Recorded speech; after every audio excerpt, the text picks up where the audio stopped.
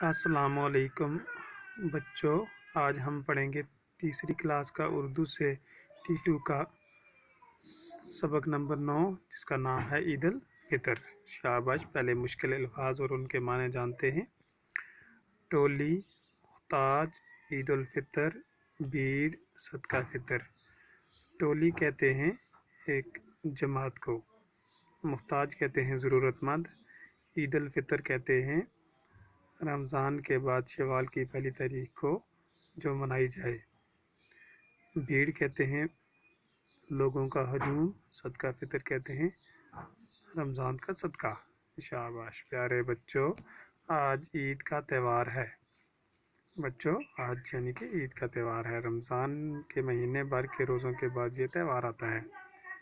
ये ईद उल फितर का त्यौहार जो है रमज़ान के रोज़ों के बाद आता है।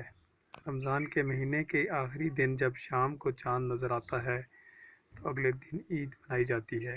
कहता है कि रमज़ान के 29 या 30 के बाद शाम को जब चाँद नज़र आता है तो उस दिन ये ईद मनाई जाती है। इस ईद को मीठी ईद और ईद उल फितर भी कहा जाता है।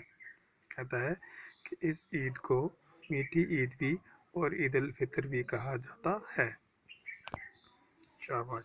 सुबह होते ही सभी छोटे बड़े नहा धोकर नए और साफ सुथरे कपड़े पहनते हैं। कहता है कि सुबह सवेरे ही लोग उठते हैं, नहा धोकर नए साफ सुथरे कपड़े पहनते हैं और नमाज के बाद घर वापस आते हैं। हर शख्स खुश नज़र आता है और ईदगाह जाने की तैयारी करता है। फिर अच्छी तरह से नाश्ता करके ईदगाह जाने के लिए तैयार हो जाते हैं। लोग ईदगाह जाने से पहले गरीबों और मुहताजों में सदका फितर बांटते हैं ताकि वो लोग भी ईद की खुशी में शरीक रहें। कहता है कि हर एक चाहता है कि ईदगाह जाने से पहले जो लोग गरीब हों, मुहताज हों, उनमें सदका फितर बांटते हैं ताकि वो लोग भी ईद मना सकें, वो लोग भी ईद में शरीक रहें।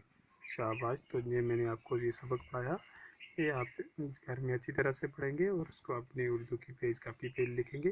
कल हम इससे आगे पढ़ेंगे। शुक्रिया।